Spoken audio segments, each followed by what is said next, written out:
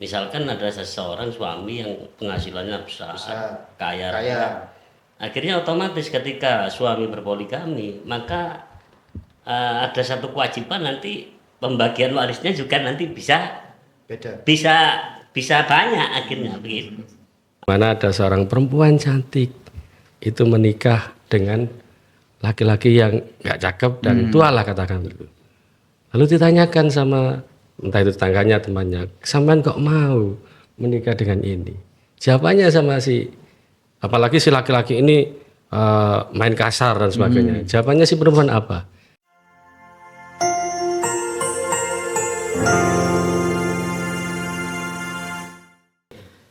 Assalamualaikum warahmatullahi wabarakatuh. Waalaikumsalam. Bismillahirrahmanirrahim. Alhamdulillah wassalatu wassalamu ala Rasulillah wa ala alihi wa sahbihi wa mawala amma ba'du. Para sahabat Nadin yang dirahmati oleh Allah, dan untuk obrolan kali ini kita menghadirkan narasumber yaitu pakar LBM. Pakar LBM juga bisa disebut dengan pakar janda ini. Beliau adalah Al-Ustadz Muhtar Hidayat dan Ustadz Su'aib. Assalamualaikum Ustadz. Waalaikumsalam. Apa kabar ini? Alhamdulillah. Baik. Nah, karena beliau oleh teman-teman nih ya disebut dengan pakar janda, maka obrolan kali ini membahas masalah perihal pernikahan. Jadi banyak nih pertanyaan dari teman-teman karena kemarin saya share di grup ada podcast dengan beliau, banyak titipan dari pertanyaan. Cuman ada 3 pertanyaan yang akan kami tanyakan kepada beliau. Yang pertama, ada pertanyaan Ustadz, ini mengenai poligami. Mungkin sampean sudah pernah mengalami Ustadz ya? Saya cuma berpikir apa betul ini pertanyaan titipan, jangan-jangan ini pengalamannya pribadi dari Mas itu. Jadi pertanyaan gini Ustadz, poligami ini ya banyak realita di kalangan masyarakat juga dari sekitar kita. Ketika berpoligami tidak izin dengan istrinya, itu rata-rata kok keluarganya itu morat-marit Ustaz. Baik itu dari keluarganya maupun dari hartanya, wis amburadul. Itu ada yang salah enggak menurut pandangan dari syariat? Kira-kira bagaimana Ustaz? Untuk izin kepada istri ketika suami mau berpoligami memang secara syariat tidak ada kewajiban untuk izin. Iya. Tetapi Islam bukan hanya semacam itu, tetapi lebih juga menganjurkan dan menekankan adanya muasyarah bil ma'ruf kepada keluarga, baik itu kepada istri ataupun kepada anak-anak. Lah, perlunya dan pentingnya muasyarah bil ma'ruf inilah yang ditekankan oleh syariat. Guna untuk apa? Untuk mengakomodir ataupun mengcounter adanya hal-hal yang tidak diinginkan di kemudian hari. Iya. Itu yang terpenting. Makanya kalau memang kita bicara secara hukum, adakah kewajiban untuk izin kepada istri? Tidak ada memang. Tetapi perlu diingat dan perlu diperhatikan betul. Kewajiban bukan hanya sekedar itu saja, tapi kan ada muasyarah bil ma'ruf. Makanya ketika kita bicara ketika kita bicara perceraian, ada satu hal perceraian itu yang tidak atau dibenci oleh Allah Subhanahu wa taala, yaitu karena memang yang menjadi titik tekan di situ adalah muasyarah bil ma'ruf itu. Jadi menurut saya muasyarah bil ma'ruf ini menurut syariat itu suatu kewajiban atau bagaimana Ustaz? Memang tidak ada wajib ya. Kewajiban, tapi secara etika moral ya harus.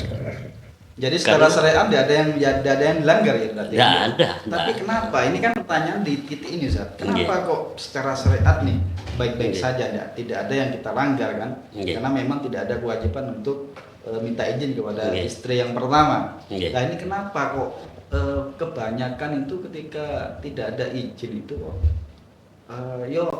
uripi murad mahrib Ustaz. Baik itu secara ekonominya maupun dari keluarganya, ujung-ujungnya nanti perceraian gitu loh. Ini ada yang salah nggak gitu loh Ustaz? Nah, sebelum saya komentar itu ya, mungkin mic-nya agak didekatkan dulu biar bisa lebih mendengarkan peserta atau sahabat Nahdien kita ini ya. Karena ini masalah yang agak-agak gimana ini ya, dibahas itu enak ya, dibahas itu enak gitu, tapi dilaksanakan itu banyak sekali pertimbangan yang harus kita perhatikan gitu. Kalau kita lihat dari secara pensyariatannya, poligami itu kan konteksnya bukan dalam rangka bonus untuk para lelaki yang kita ketahui itu, meskipun dalam satu keterangan nafsunya perempuan itu lebih besar ya, 9 dan laki-laki 1, tapi nyatanya meskipun dengan nafsu 1 itu ya, ngeri juga gitu kalau dibebaskan poligami. Jadi sejarahnya kan poligami itu konteksnya ini mengurangi yang asalnya di era Nabi pernikahan itu hampir tidak ada batasnya jumlah istri yang dimiliki ya. Tapi kemudian syariat menurunkan terkait dengan poligami ini dibatasi 4. Nah, jangan salah di situ. Artinya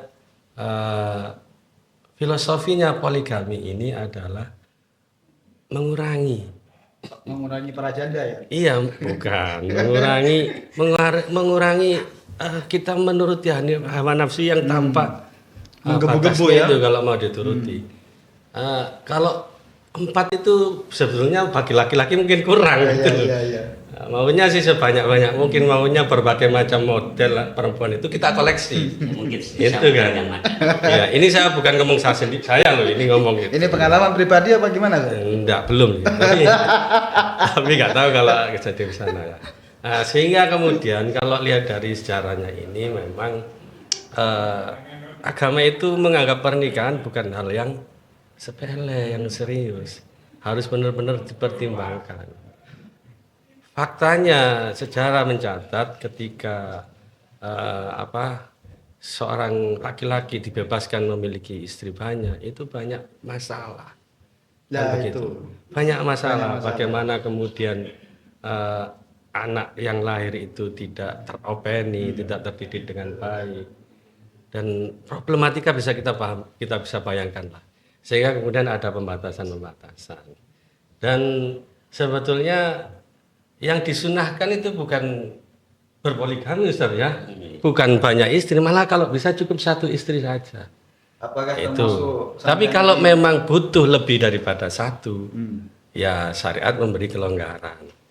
Sehingga kemudian kalau ini dipahami, maka kita kembali ke pertanyaan ya. Kita kembali.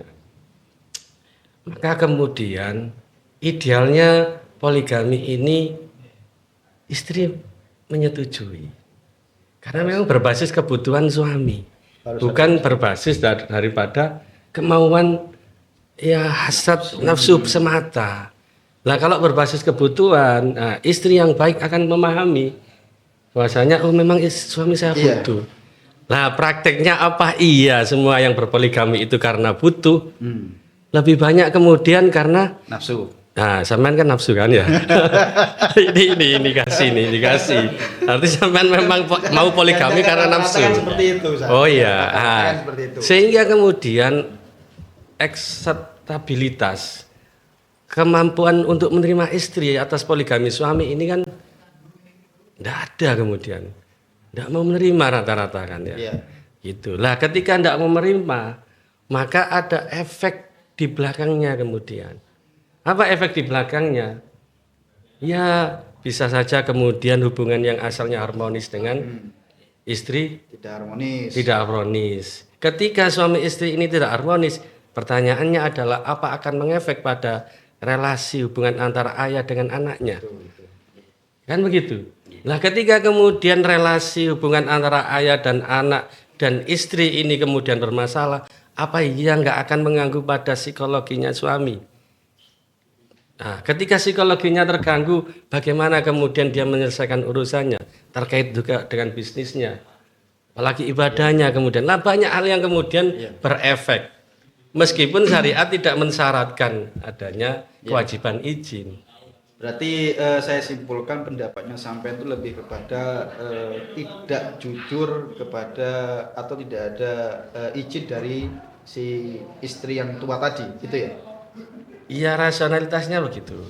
Nah, masalahnya ketika ini kan rata-rata ketika kita izin itu pasti nggak diizinin Ustaz. Iya, memang lebih baik jangan minta masalahnya di situ. izin, lebih baik minta maaf. Nah, itulah.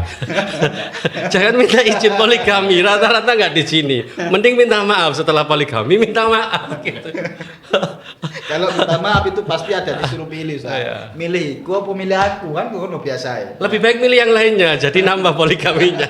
Asalnya 2 jadi 3. Dan lagi mungkin sisi lainnya mungkin terkait kebutuhan biologis mungkin yang barusan disampaikan oleh Ustaz Suhaib kemarin, mungkin juga ada kecemburuan sosial terkait dengan penghasilan. Misalkan ada seseorang suami yang penghasilannya besar. Kaya. Akhirnya otomatis ketika suami berpoligami, maka ada satu kewajiban nanti pembagian warisnya juga nanti bisa Beda. bisa banyak akhirnya begitu. Ada juga yang memang secara walaupun tidak semua kasus itu yang menjadi persoalan, tapi tidak sedikit pula yang memang mempertimbangkan terkait dengan itu. Banyak saya melihat fakta dan realita di lapangan yang semacam itu. Karena memang apa? Iya, kalau seperti Ustaz Said dengan Ustaz Muhtar kan tadi apa kata orang Madura ini. Kalau kena benda kantok ya. Tapi kalau sudah suami ini bisnisnya luar biasa lancar, kaya raya, maka pertanyaannya siapa yang mau? Misalkan kalau biologis oke lah, siapa yang mau dibagi dunia yang ada itu? Padahal itu perjuangannya mulai dari awal dengan saya, kemudian duka sukanya dengan saya, misalkan kan begitu. Lo kok waro-waro kok nyimut ada orang yang barusan masuk lalu kemudian ingin juga mempunyai hak atas kesengsaraan kita berdua itu. Jadi lebih kepada kecemburuan sosial ya. Bisa semacam itu. Ya, karena yang diambil itu yang hilang dari dia, jatahnya dia kan istri awal itu banyak kan. Yang asalnya nafkahnya katakanlah umpamanya 10 juta, karena ada istri baru lagi menjadi 5 juta. Itu kok nyimut gitu. Andaikan dikit, umpamanya itu kok nyimit saja gitu. Kok nyimit gitu. Saya ingat satu dawuhnya Kiai itu. Di antara rukun Islam yang 5 itu, kalau menurut saya itu yang paling berat dan paling sulit itu adalah zakat. Ya, terkait dengan ini ya, barusan sudah dibahas gitu. Kenapa?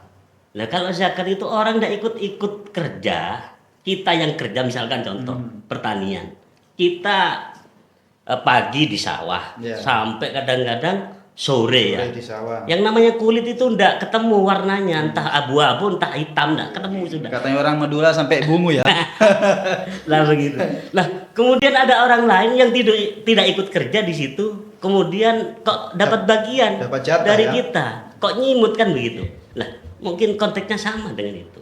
Kalau menurut saya begitu.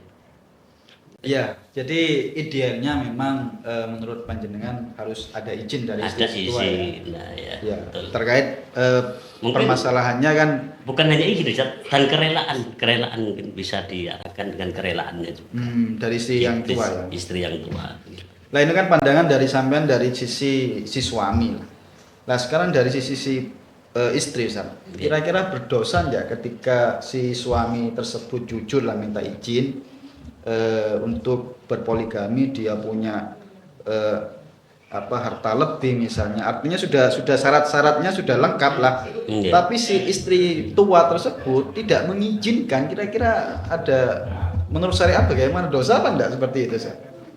Saya tidak menemukan terkait dengan hal itu yang menjadi kewajiban kepatuhan istri kepada suami. Kalau terkait dengan izin poligami, Berpoligami. itu sependek pengetahuan saya adalah pilihan daripada seorang istri.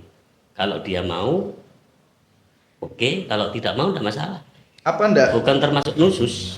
sampai Bukan lihat termasuk dari nusus. pertimbangan yang lain, Ustaz? Jadi ketika si suami tersebut yang rata-rata kan memang yang dibahas Ustaz Su'aib tadi kan memang kebutuhan biologisnya kan, nafsunya mungkin so besar kan begitu, sehingga butuh tambahan istri kan begitu kan. Lah ketika sama si istri yang tua tersebut tidak memberi izin, khawatir kan gitu. Kalau tidak diberi izin kan, ya jajan nang jopo tayo opo kan itu dosa. Ustaz. Apakah tidak ke situ pertimbangannya, Ustaz? Ya artinya kan apa namanya? Ya, kalau kita mengarahkan ke arah situ kan terlalu terlalu mempermudah persoalan. Artinya begini, ketika ada izin dan kerelaan dari istri, itu kan suami bisa melaksanakan dengan bagus, dengan baik, tidak ada gejolak di kemudian hari kan begitu. Tetapi kalau tidak ada kerelaan, ini yang menjadi persoalan kan nanti di kemudian harinya kan itu. Entah itu masalah biologisnya ataupun masalah perekonomiannya itu. Nah ya dari Oke. dari segi istrinya saat ketika Oke. ketika pertimbangannya seperti itu tadi kan, Oke. itu ada apa namanya menurut syariat ada dosa nggak di situ? Sebentar. Pilihan itu, pilihan. Sebentar, Ustaz Su'aib gimana, Ustaz Su'aib? sebentar. Ini saya mau Ustaz Su'aib pada takbir yang pesin. bukan masalah takbir. Saya mau konfirmasi dulu pada host kita ini, Al Ustadz Said yang ganteng sendiri. Ini pertanyaan atau permintaan? Jangan-jangan gitu. Nyampe di Jawab sini. jujur aja enggak apa-apa dijawab. Jangan-jangan nanti di rumah kemudian nanti istri saya lihat kalau kasus ini kan iya, gitu. jangan-jangan nanti nyampe di rumah ya ketika kemudian dapat bahan materi dari sini yang istri harus mengizinkan, dia sampaikan istrinya di rumah. Jangan-jangan begitu. Jadi begini ya, kalau menurut saya, kalau menurut saya kan sudah tadi dijelaskan bahwasanya tidak ada kewajiban untuk minta izin.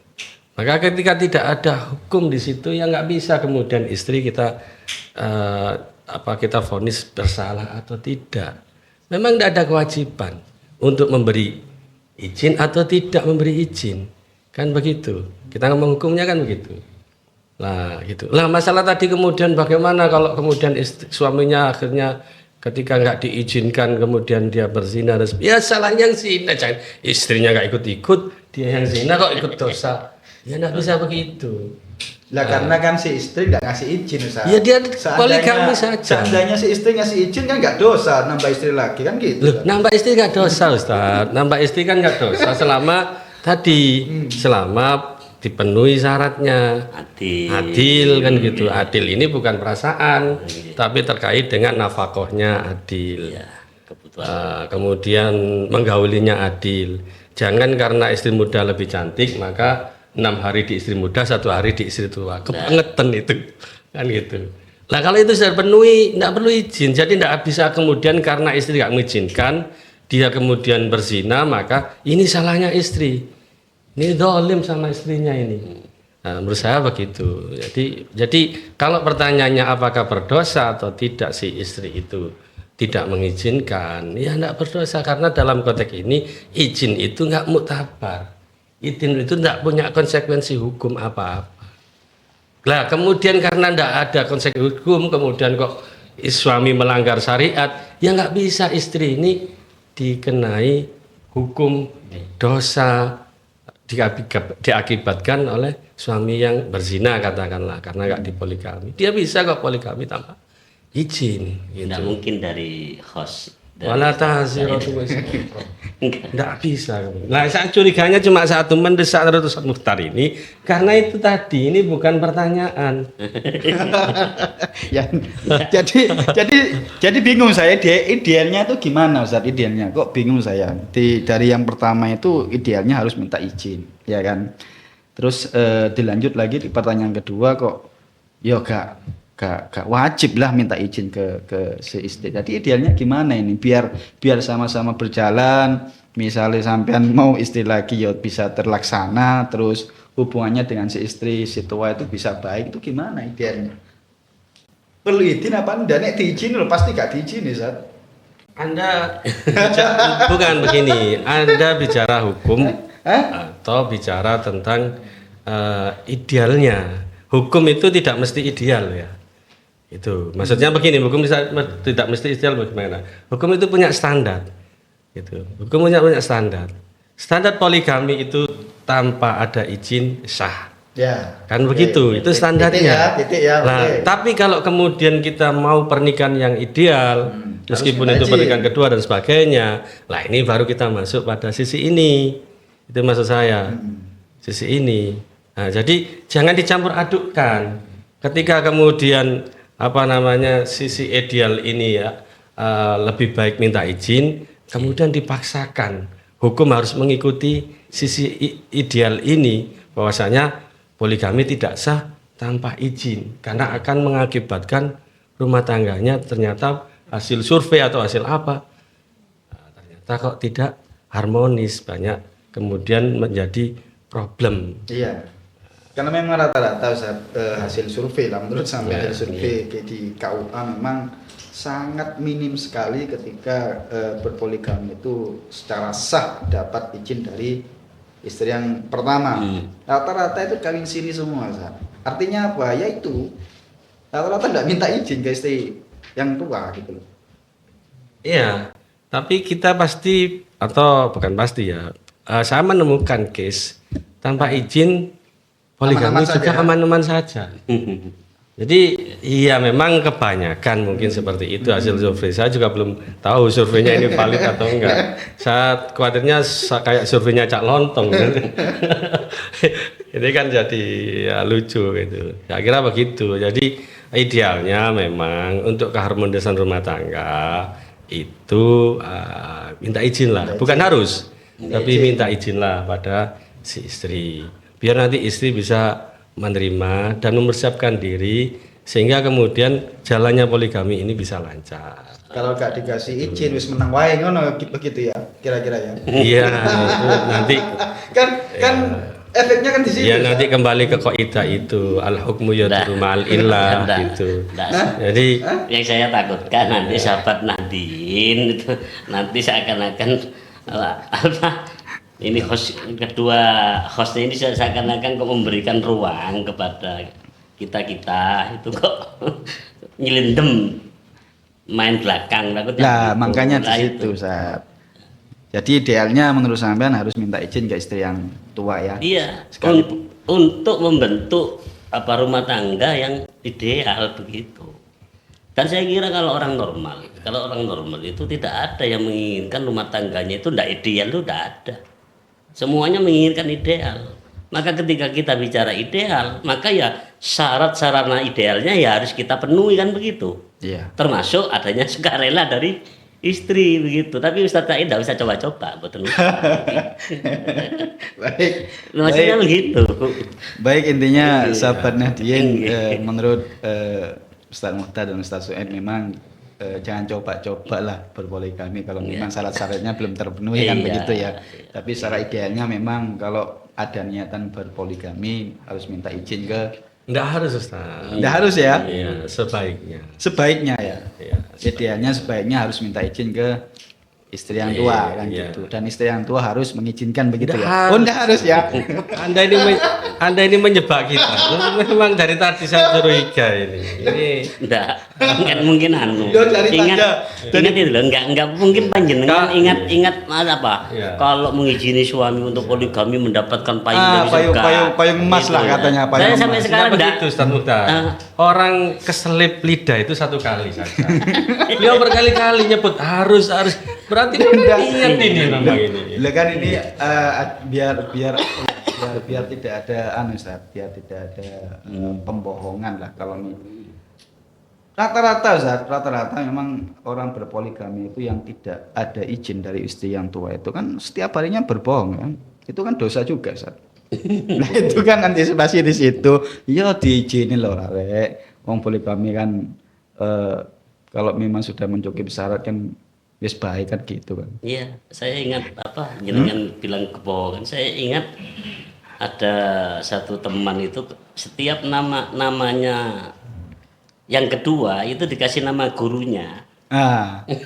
Jadi kan, kalau ada telepon Ketika nggak curiga ditelepon, ya. Ini Gus ini begitu. Nah, Itu temannya sampean apa sampean, Ustaz? ada lah. Tidak, saya menahan diri. Karena saya pernah baca keterangan atau satu keterangan itu. Iya enggak, jika memang ada apa istilahnya, ada kebutuhan yang mendesak, ada alasan yang bisa dibenarkan, enggak apa-apa mau istri itu. Tapi keterangannya di podcast yang akan datang saja. Tapi secara ibarat, Ustaz, secara keterangan ada nggak yang memang kalau istri tua itu mengizinkan untuk berpoligami suaminya itu dapat pahalanya besar atau ada yang mengatakan dapat payung emas di surga, ada nggak keterangan Saya belum seperti itu? menemukan itu kalau hadisnya enggak ada. Belum pernah saya, entah saya kurang bacanya untuk gimana. Tapi secara pahala gimana, Ustaz? Apakah ada memang fadilah-fadilahnya untuk izin? Ya kalau menurut saya sisinya ya mungkin patuh kepada suami. Enggak, ini gini sahabat Nadine kepada ya. suami. Ini hostnya mancing terus ini gimana ini? Enggak kan banyak memang apa namanya para kiai-kiai yang memang sudah berpoligami itu istri yang mengizinkan suaminya dapat payung emas di surga. Iya.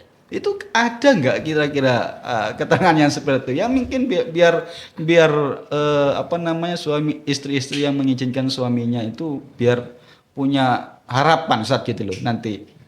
Ya hadis yang maksudnya dengan. Saya tidak pernah menemukan. Entah saya kurang literasi tapi tidak pernah menemukan. Nggak ada ya, belum menemukan ya, menemukan. belum menemukan ya.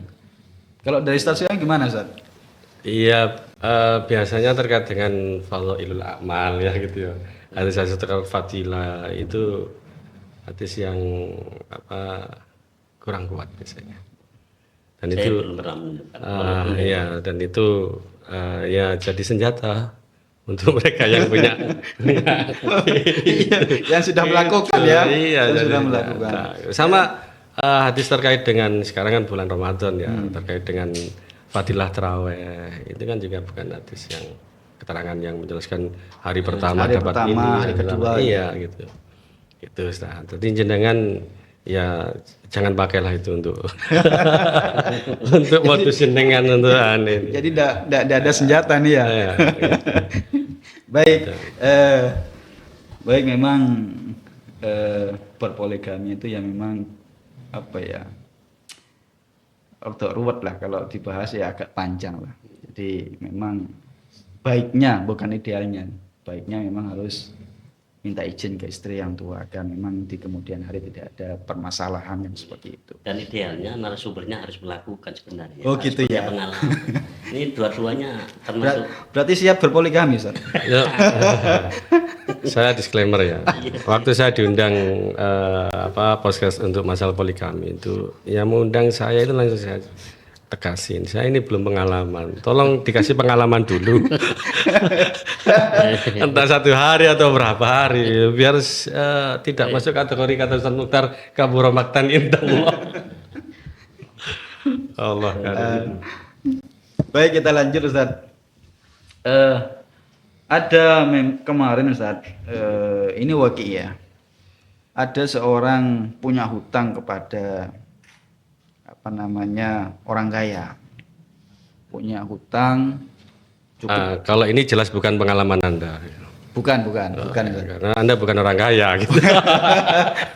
Kayak hati saya Ustaz. Oh, amin. Jadi ada orang punya hutang Ustaz.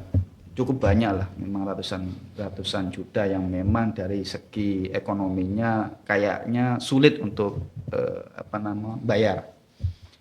Lah terus si penghutang tersebut bilang, karena memang yang punya hutang tersebut punya gadis, punya anak yang memang cantik lah seperti itu.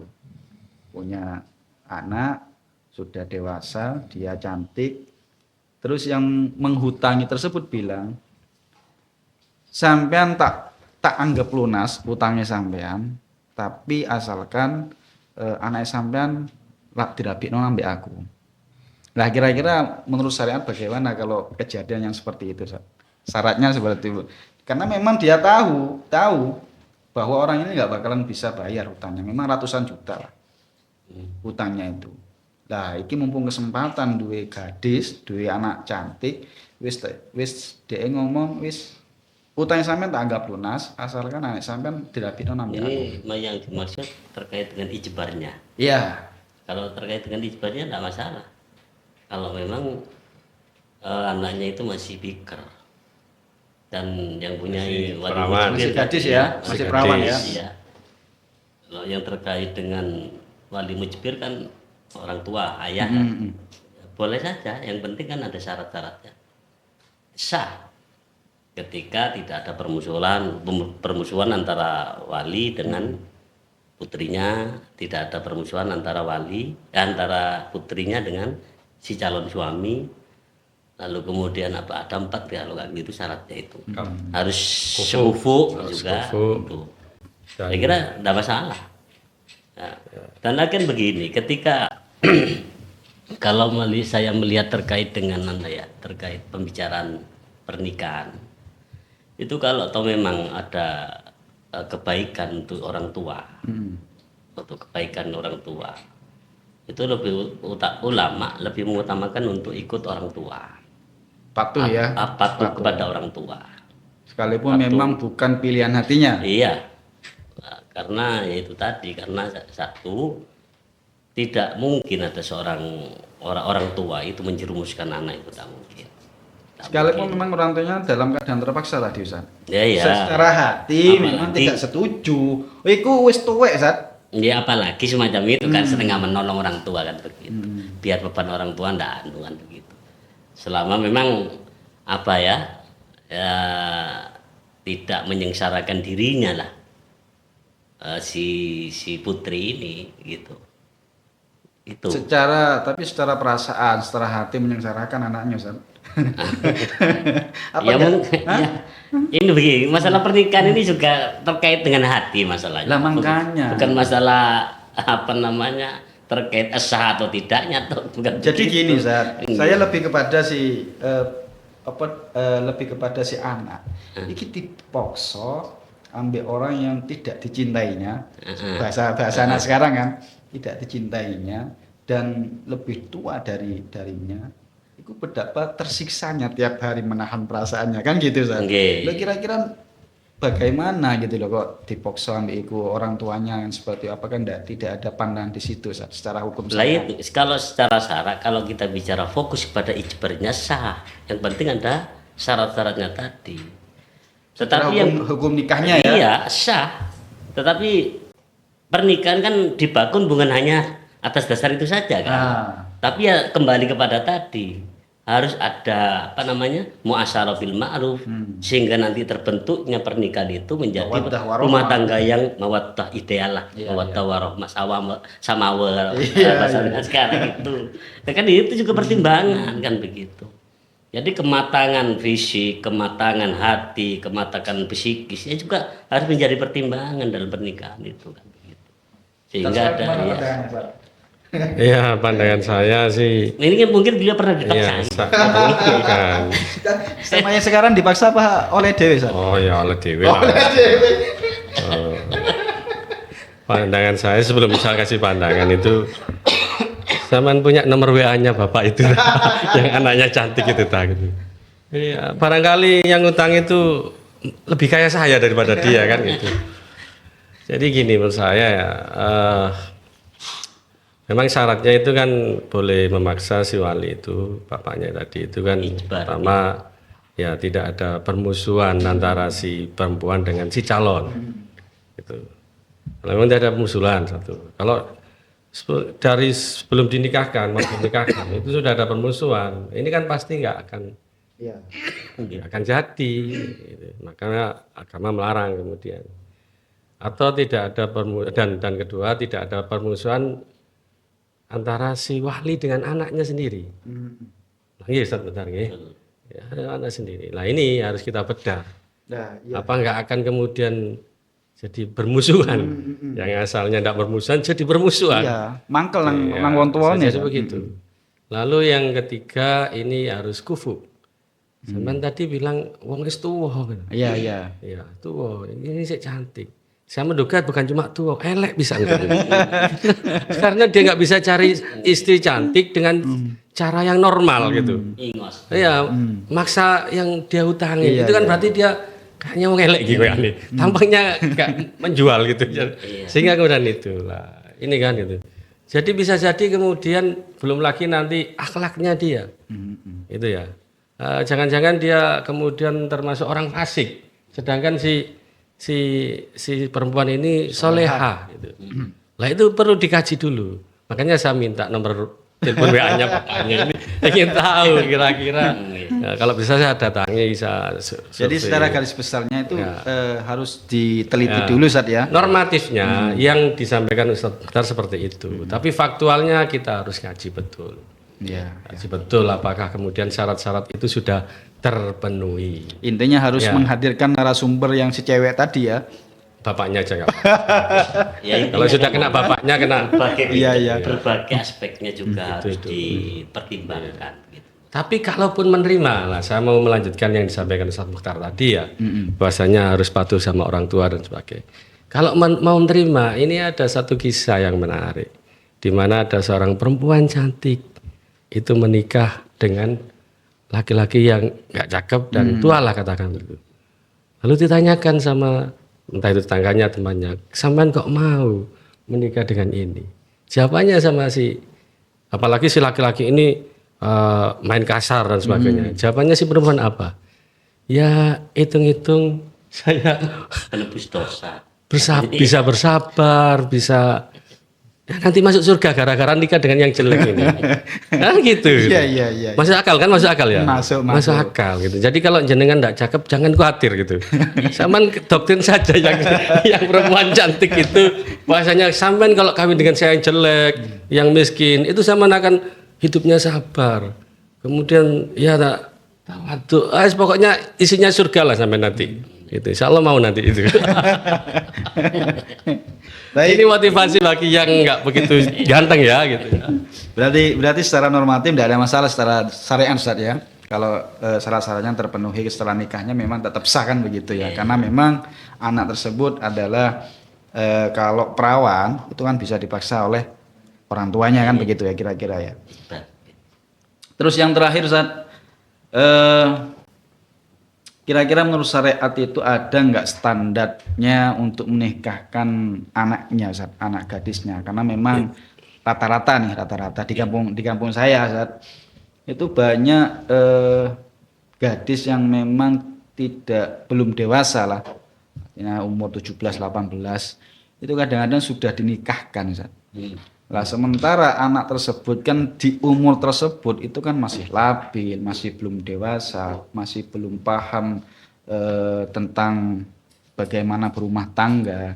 Jadi efeknya itu nanti ya perceraian, Ustaz. Karena memang masih labil.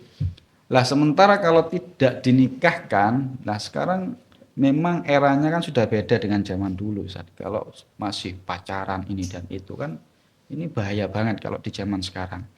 Itu kan pertimbangannya kalau seperti itu secara idealnya secara syariat bagaimana? Dinikahkan di umur berapa nih kira-kira kalau kita punya anak perempuan kan gitu. Dalam Islam itu tidak ada standar minimal ataupun standar maksimal kalau kita, untuk pernikahan itu tidak ada. Tapi kan banyak masyarakat itu berpijak kepada Rasulullah Ya. ketika menikahi Siti Sayyidah Aisyah kayak gitu. Sebenarnya kan ada, kalau saya pernah baca itu ada hikmah. Ada hikmah. Jadi gini, pada intinya memang dalam syariat tidak ada standar umur seseorang itu melaksanakan pernikahan. Ada. Tetapi yang perlu diketahui, yang perlu dibuat pertimbangan juga kematangan tadi itu, kematangan Berpikir. kematangan fisik dan lain sebagainya itu. Sehingga hal ini menjadi syarat sehingga terbentuk satu kehidupan yang bagus tadi, yang ideal tadi. Baik. Itu gitu. Cuman ada ketakutan dari orang tua saat ketika anak tersebut sudah melanjak dewasa dan tidak dinikahkan, itu khawatir terjerumus lah atau bergaul dengan orang-orang yang tidak tepat lah, sehingga pacaran. Ya kalau zaman dulu pacaran aman-aman saja Ustaz, karena memang kadang-kadang pacarannya kan lewat telepon dan sebagainya. Sekarang kan beda. Apa nggak ada pacaran Islami ya? Lah pacaran Islami seperti apa? Pacaran yang dimulai dengan Bismillah dan diakhiri dengan Alhamdulillah.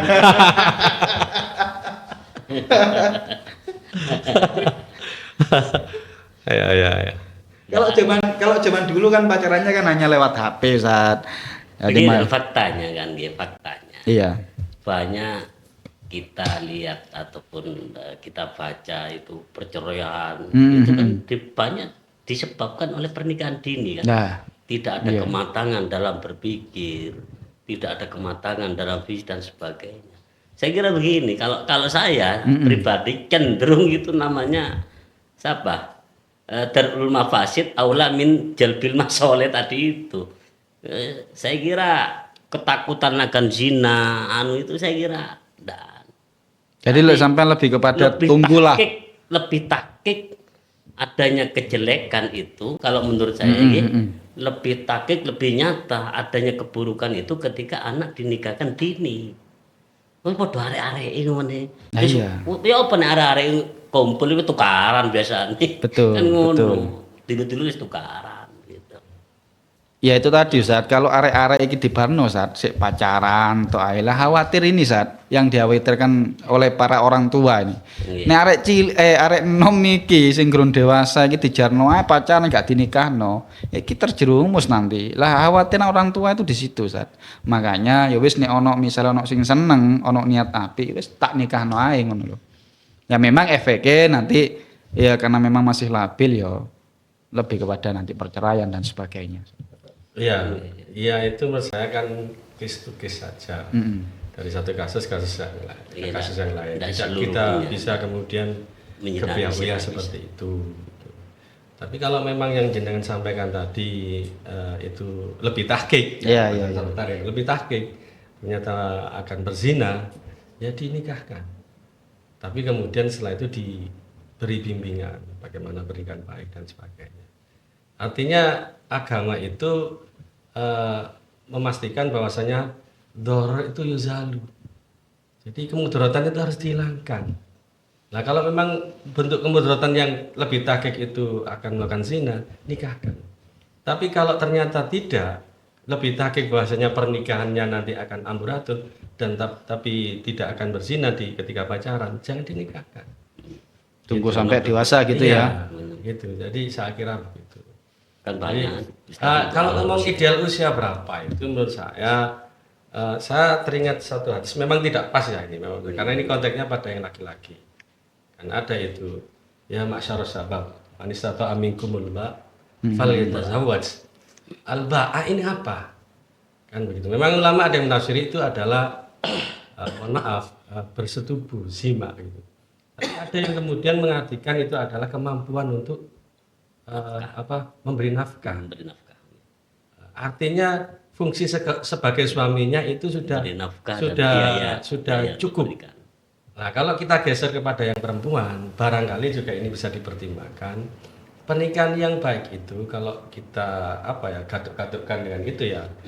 Itu ya ketika si istri itu sudah mapan, sudah bisa menservis, melayani dengan baik.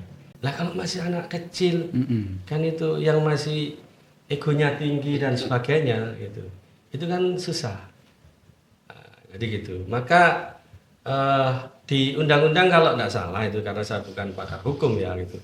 Kata Anda saya pakar janda, pakar janda. Ini fitnah yang menyenangkan atau gimana?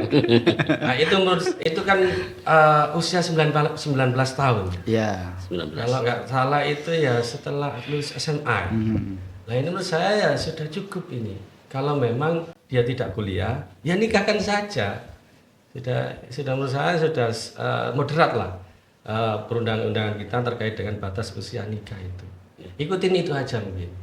Kalau mau dipakai standar gitu, karena di Islam sendiri mungkin karena kompleksitas masalahnya ya, untuk penentuan usia berapa itu sebaiknya nikah, maka ada. Kita tidak menemukan referensinya Ustaz ya.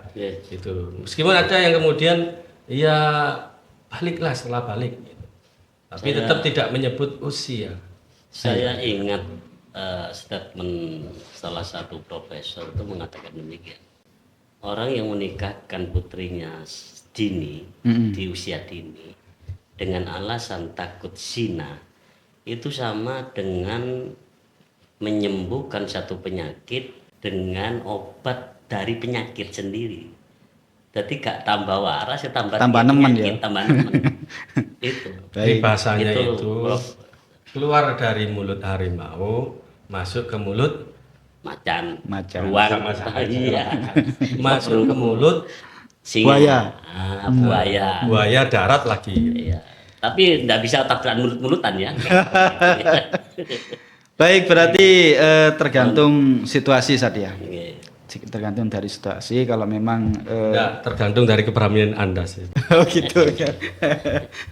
Kami kan ini. Baik, terima kasih Ustaz Mukhtar dan Ustaz Su'aib dan kepada sahabat-sahabat Nahdien, mudah-mudahan apa yang dijelaskan dan apa yang diobrolkan dengan beliau-beliau dengan pakar janda ya katanya teman-teman mudah-mudahan bermanfaat. Amin ya rabbal alamin. Saya akhiri, mohon maaf apabila ada kata-kata yang kurang pas. Saya mohon maaf yang sebesar-besarnya. Akhiron, assalamualaikum warahmatullahi wabarakatuh. Waalaikumsalam.